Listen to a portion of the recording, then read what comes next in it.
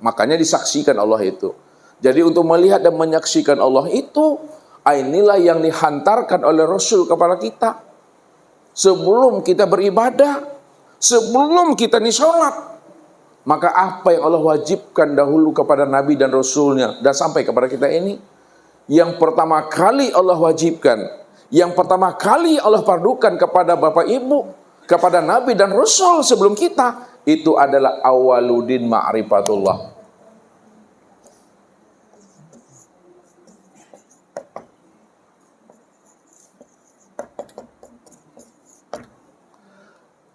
Awal agama itu wajib kita ini mengenal Allah lebih dahulu.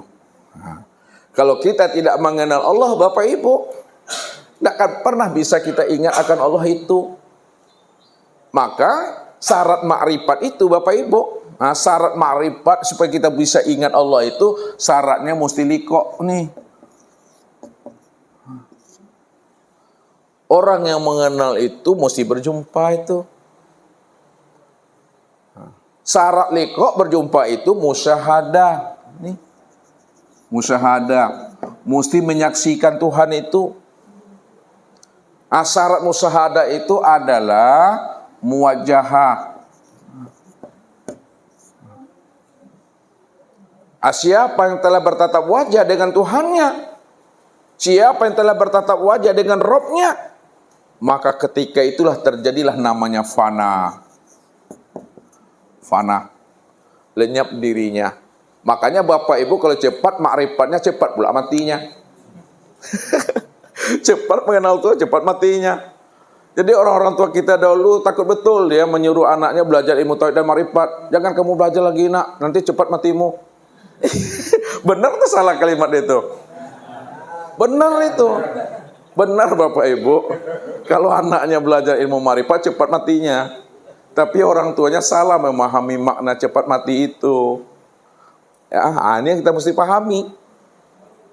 Man arafa rabbau fasadal jasad. Siapa yang telah mengenal Tuhannya, berjumpa Robnya, menyaksikan Tuhannya, bertatap wajah dengan Tuhannya, fasadal jasad, betul-betul fana dirinya, hancur dirinya, hapus dirinya, mati dirinya.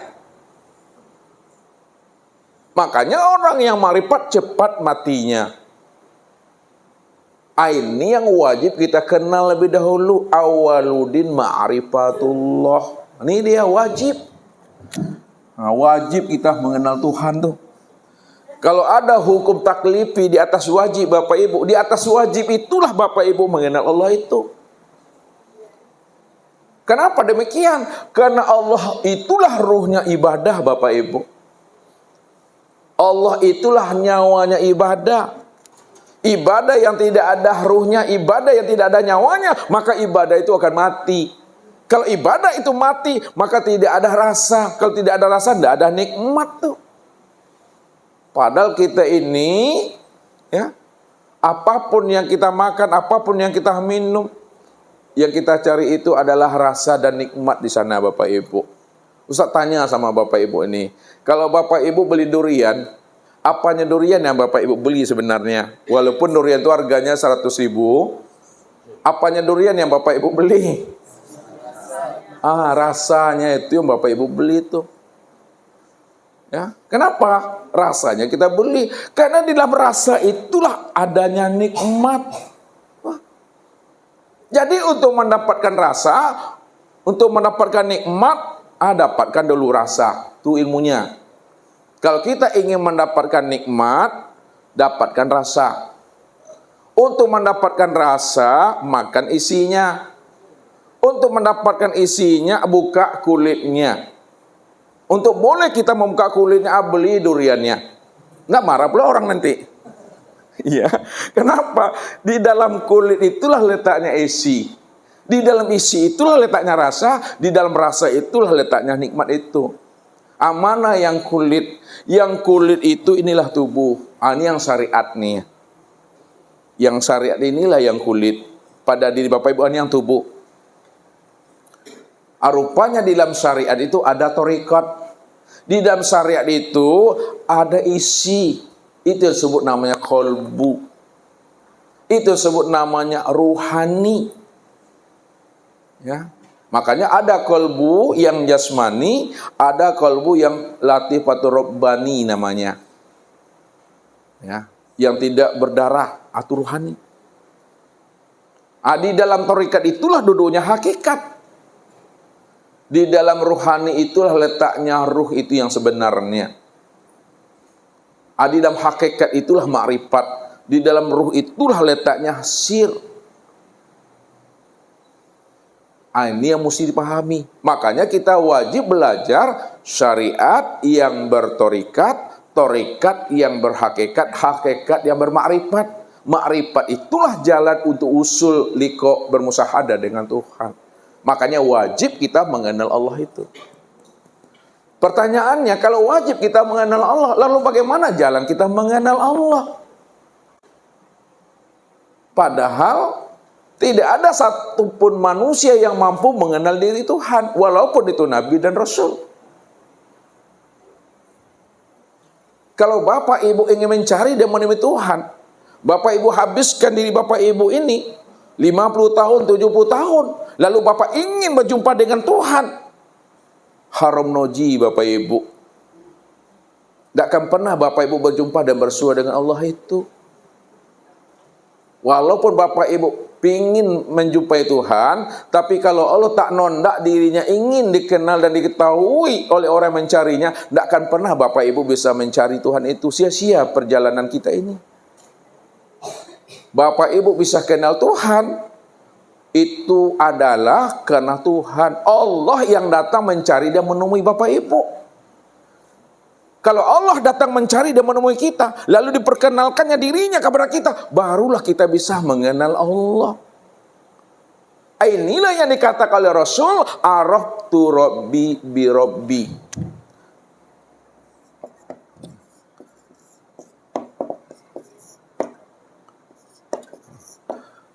Aku kenal Allah, itu karena Allah. Kalau bukan karena Allah, aku tidak akan pernah bisa kenal Allah itu. Kalau Nabi kenal Allah karena Allah, dari mana Rasulullah itu yakin bahwa Allah itu adalah Rabb-Nya? Walaupun Allah mengatakan kepada dirinya, innani anallah, la ilaha illa ana. Hei Muhammad, sesungguhnya aku ni Rabb-Mu, aku ni Allah. La ilaha illa ana. Tidak ada yang nyata, tidak ada yang wujud, melainkan yang nyata dan wujud hanya aku, wahai Muhammad. Pertanyaannya, dari mana Rasulullah itu yakin dan percaya bahwa Allah itu adalah Rabb-Nya, yang memberi petunjuk, yang memberi hidayah itu adalah Tuhannya. Tak bisa dengan akal Bapak Ibu.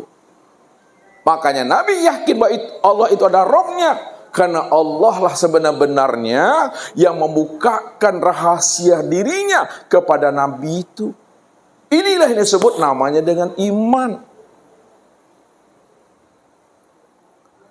Allah bukakan rahasia dirinya kepada Rasul.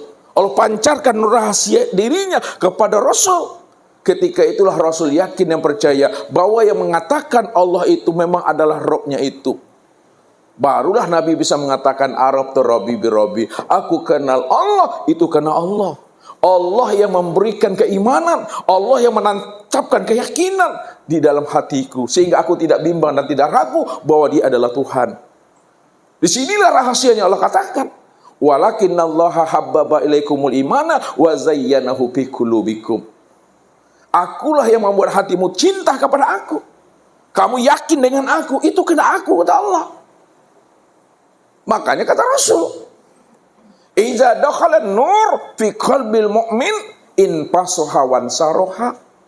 Apabila nur itu telah masuk ke dalam hati seorang mukmin, Allah telah memukakan nur rahasia dirinya ke dalam hati nabinya, maka ketika itulah nabi itu hatinya mampu merasakan akan kehadiran Allah itu memang benar-benar Dialah yang wujud dan yang tunggal, nyata sempurna pada dirinya itu.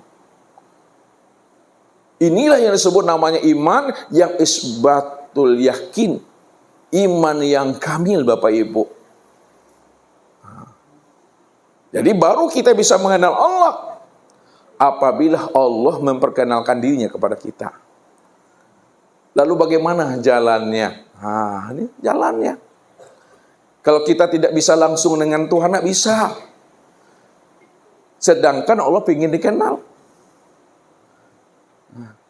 Kalau kita tidak bisa mengenal Allah, padahal Allah ingin dikenal. Kalau Allah ingin dikenal, maka Allah bukakan jalan untuk mengenal dirinya. Maka disitulah Allah itu menjelaskan kepada kita ini. Apa kata Allah? Kuntu kanzan mahfiyan wa ahbabtu an u'rafa wa khalaqtul khalqa liya'rifani. Aku ini adalah perbendaharaan yang tersembunyi. Kenapa Allah menjelaskan dirinya adalah perbendaharaan yang tersembunyi? Karena segala yang ada dan segala yang wujud, hakikatnya berasal daripada dirinya. Karena semua alam ini berasal daripada dirinya. Disitulah dia mengatakan dirinya itulah perbendaharaan yang tersembunyi itu. Segala yang ada ini berasal daripada dirinya. Wa ahbabtu an u'rafa. Lalu diriku ini ingin dikenal. Aku ingin dipuji, aku ingin disanjung. Kalau aku ingin dikenal, ingin dipuji, siapa aku yang sebenarnya?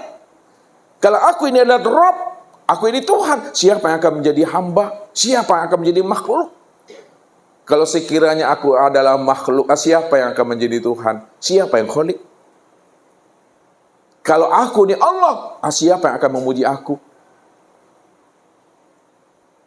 Maka ketika itulah dia fa khalaqtul khalqa liya'rifani. Maka aku ciptakanlah sesuatu itu supaya dia mengenal aku. Akulah sebenarnya wujud dan nyata pada dirinya. Lalu Allah ciptakan sesuatu, Bapak Ibu. Allah ciptakan sesuatu bukan di luar dirinya. Tapi Allah ciptakan sesuatu itu dari dirinya sendiri. Mana yang Allah jadikan dari dirinya sendiri? Mana yang Allah ciptakan dari dirinya sendiri? Inilah yang disebut namanya dengan nur, Bapak Ibu. Sebut dengan nur, bukan nur aini. Nur. Nur inilah yang disebut namanya dengan makhluk. Nih. Nur ini yang disebut namanya dengan makhluk itu. Nur ini yang disebut nama dengan ciptaan. Nur ini yang disebut namanya dengan sesuatu. Nur ini yang disebut namanya dengan alam.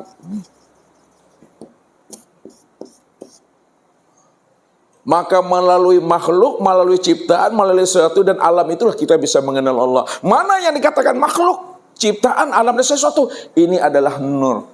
Inilah yang dimaksudkan oleh Rasul kepada kita. Tafakkaru fi khalqillah wa la tafakkaru fi zatillah. Pikirkan olehmu ciptaannya. Pikirkan olehmu makhluknya. Pikirkan olehmu sesuatu dalam alam ini. Dan jangan kamu memikirkan zatnya. Karena Bapak Ibu, kita semua tidak akan pernah mampu memikirkan akan zatnya. Kalau kita tidak mampu memikirkan zatnya, padahal kita disuruh untuk mengenal dirinya. Innani anallah. Aku ini Allah. La ilaha illa ana. Tidak ada Tuhan yang lain melainkan adalah aku. Disitulah Allah mengatakan, fazalikumullahu rabbukumul haq. Maka zat yang demikian itulah Allah Rabbmu yang sebenar-benarnya. Maka makna hadis itu, karena Allah ingin dikenal, maka jalannya kata Rasul, pikirkan olehmu makhluk. Mana yang katakan makhluk itu adalah nur. Siapa nur ini yang sebenarnya? Ini ya. Nur inilah yang dikatakan waja'alulahu min ibadihi juz'an. Nur inilah yang dikatakan bahagian daripada diri Tuhan itu.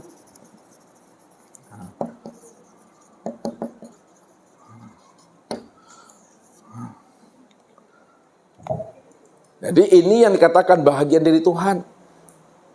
Ini yang dikatakan namanya tajalli Tuhan, penampakan Tuhan. Nih, bahagian, ini disebut juga tajalli. Ini namanya. Nur inilah yang disebut namanya Ainullah.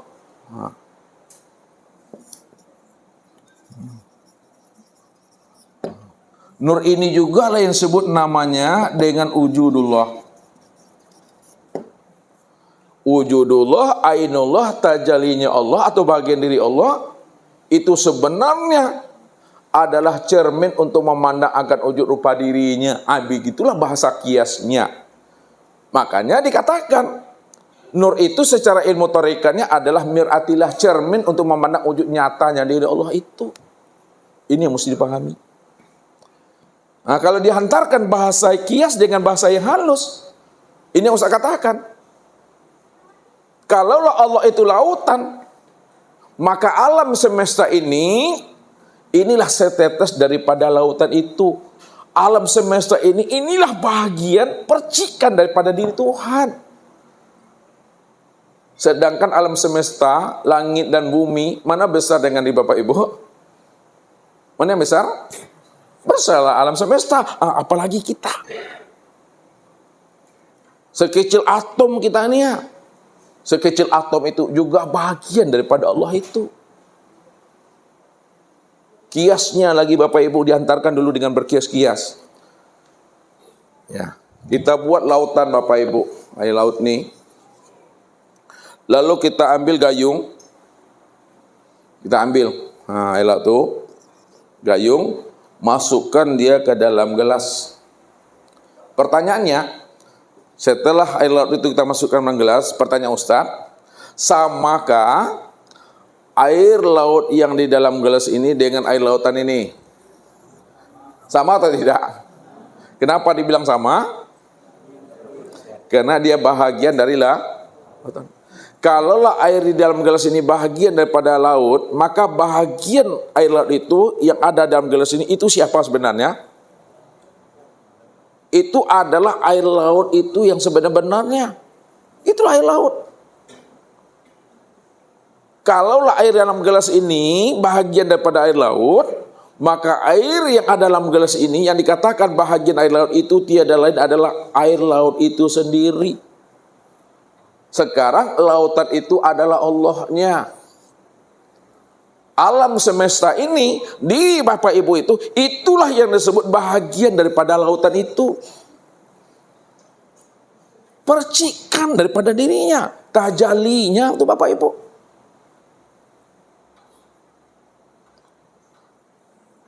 Maka inilah yang disebut rahasia diri Allah. Itu rahasia Allah tuh. Kenapa dikatakan rahasia diri Allah? Karena ini asalnya daripada diri Tuhan itu. Kalau asalnya daripada diri Tuhan, itu tiada lain adalah diri Tuhan itu sesungguhnya. Itu maknanya. Kalaulah nur ini adalah rahasia diri Allah, dan rahasia diri Allah itu tiada lain adalah Allah itu sendiri. Siapa yang mampu memandang nur Allah itu, sudah sama dia memandang yang punya nur. Siapa yang berjumpa dengan nur, sudah sama dia berjumpa dengan Allah itu.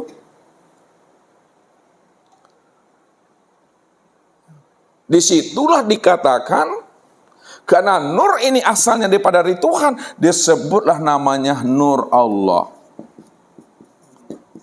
Atau disebut namanya nur ilahi. Nur Tuhan.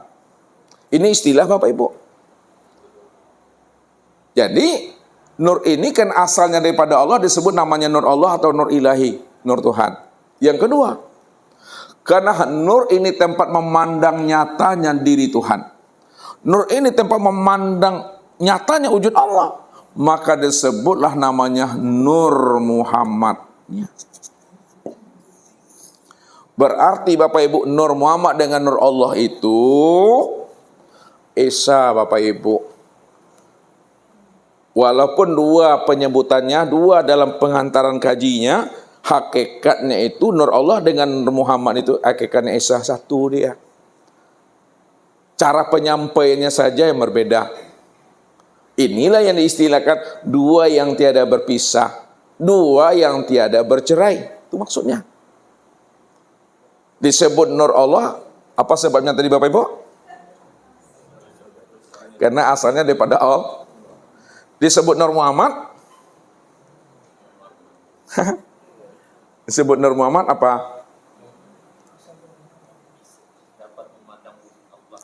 Disebut Nur Muhammad karena Nur ini tempat memandang nyatanya diri Allah.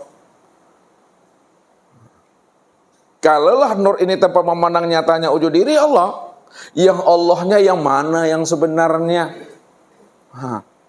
Allah itu Bapak Ibu yang tak bisa disebut itu, yang tak bisa dikenal itu, yang tak bisa diceritakan. Mana yang nggak bisa dikenal, nggak bisa diceritakan Allah tuh? Ini Bapak Ibu, ini yang kosong nih Ini yang disebut namanya batin tadi. Itu batin. Apa kata Allah? Hal ata alal insan hinu minad dahri lam yakun syai'an mazkura. Telah datang kepada manusia satu waktu dari masa yang tidak pernah bisa disebut, tidak bisa diceritakan, tak bisa dijelaskan. Tidak bisa dianalisa dengan akal fikir, dijelaskan dengan kata-kata Bapak Ibu. Bagaimana Bapak Ibu akan menjelaskan dengan kata-kata, dengan lisan? Bagaimana Bapak Ibu akan menganalisanya? Padahal dia itu adalah kosong, hampa dan tiada. Ini ingat bahasa Ustadz, hampa dan tiada itu bukan dia tidak ada. Hampa itu maksudnya tak bisa dijelaskan, tak bisa diceritakan. Karena dia tidak bisa dijelaskan, tidak bisa diceritakan, yang membuat akalnya buntu, jumut, paning aku, itu yang Allah tuh sebutannya. Maka Allah itu nama yang tak bisa disebut, nama yang tak bisa diceritakan, itu adalah Allah. Oleh karena itu, jangan Bapak Ibu bertuhan kepada Allah. Lihat hati-hati.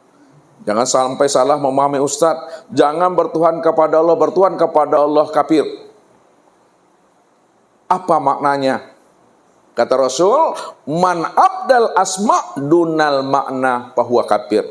Siapa yang bertuhan kepada lafaz Allah, itu makna itu. Siapa yang bertuhan kepada lafaz Allah, huruf alif lam lam ha, tulisan Allah, itu kafir. Apakah tulisan Allah itu yang Allah? Apakah kata-kata Allah itu yang Allah? Tidak. Kalaulah bukan tulisan Allah itu yang Allah, bukan kata-kata Allah itu yang Allah, lalu Allah itu yang mananya? Asailah. Allah tuh yang menulisnya tuh. Yang menulis tuh ya Allah. Tapi jangan disebut-sebut, apalagi ditunjuk-tunjuk. Dipandang boleh, dilihat boleh, disaksikan boleh, dinikmati, dirasakan boleh, jangan disebut apalagi ditunjuk-tunjuk. Sebab nanti lain yang disebut, lain yang ditunjuk nanti itu. Saya mau tanya, yang Samarinda itu yang mana Bapak Ibu? Mana yang Samarinda? Kota Samarinda yang mana? Nanti tertunjuk rumah orang nanti. Kalau sudah paham Samarinda, cukuplah diam dan disadari, rasakan nikmatilah bahwa kita sudah di Samarinda dah. Jangan disebut juga lagi itu. Kalau diantarkan secara rasio, kalau Bapak Ibu ingin tahu namanya kota Samarinda, keluar dari kota Samarinda ini, itu pun tidak bisa ditunjuk, paling ini. Tidak bisa ditunjuk dia. Itu artinya apa Bapak Ibu? Siapa yang ingin kenal Tuhan, maka keluar dari dirinya. Jangan Bapak Ibu jadi orang juga lagi. Berhentilah jadi orang. Berhenti jadi orang apa maksudnya itu? Mati. Keluar dari diri itu maksudnya mati. Berhenti jadi orang juga mati. Maka orang yang mati yang bisa berjumpa dengan Allah. Orang yang hidup nggak bisa berjumpa dengan Allah. Yang mati bagaimana yang Allah maksudkan? Melalui nabinya. Apakah mati secara syariat berpisahnya ruh dengan jasad? Atau mati secara makna hakikat? Kalau mati secara syariat berpisahnya dengan ruh ini berpisah dengan jasad, maka orang yang mati secara syariat belum tentu dia bisa melihat Tuhan itu. Mati yang bisa melihat Tuhan itu adalah mati maknanya secara hakikat. Bukan mati disembelih lerni. Ya, bukan ditikam. Ya, mati yang dimaksud mati di dalam hidup. Ini yang Rasul katakan, mutu qabla anta mutu. Matikanlah dirimu sebelum ajalmu datang. Sebelum ruhmu habis. Sebelum datangnya Israel. Itu mati dalam hidup. Mati di dalam hidup itu maksudnya Bapak Ibu, matikalah keakuan dan kesadaran dirimu yang merasa dirimu itu wujud dan bersifat. Jangan merasa ada. Jangan merasa melihat, mendengar, berkata, mengetahui, berkuasa, berkehendak dan hidup. Jangan ada kesadaran itu. Keluar kita dari itu. Cara keluarnya, serahkanlah wujud kita kepada wujudnya Allah. Serahkan sifat kita kepada sifatnya Allah. Kalau dia serahkan wujud kita dan sifat kita kepada wujud dan sifatnya Allah, maka Allah lah yang wujud dan Allah lah yang bersifat. Kenapa Bapak Ibu gunakan bahasa serahkan wujud dan sifat kita? Karena baru kita serahkan wujud dan sifat kita kepada Allah setelah kita sadar bahwa kita tidak wujud dan kita tidak bersifat. Sebelum kita sadar, kita masih mengatakan kita lah yang wujud. Kita lah yang bersifat. Tapi setelah kita sadar bahwa kita tidak ada, yang ada itu hanya Allah, yang bersifat itu hanya Allah, disitulah maknanya kembalikanlah wujud dan sifat kita kepada wujud dan sifat Allah. Allah lah yang sebenar-benar wujud dan bersifat dahulu, sekarang, dan yang akan datang. Pahamlah kita bahwa kita itu la haula wala quwata illa billah. Itu rahasianya. Makanya jalan untuk mengenal Allah itu. Kenalilah nur ini. Nur inilah makhluk, inilah ciptaan, nur inilah sesuatu. Nur inilah bagian diri Tuhan itu. Nah, sekarang mana yang katakan namanya Nur Muhammad itu? Nah, lihat. Bapak Ibu jangan dicari lagi Nur Muhammad, Bapak Ibu jangan dicari lagi. Kenapa tidak perlu dicari lagi? Karena Nur Muhammad itu sudah nyata pada sekalian alam.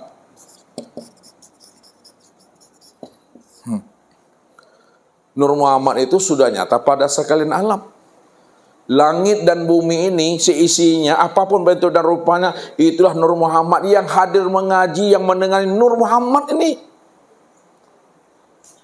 Akan tetapi kesempurnaan Nur Muhammad pada alam semesta, apapun bentuk dan rupanya, kesempurnaan Nur Muhammad pada sekalian alam, sempurnalah sebutannya dengan insan. Ini dia. Insan inilah yang disebut namanya Nur Muhammad. Karena insan ini disebut namanya Nur Muhammad.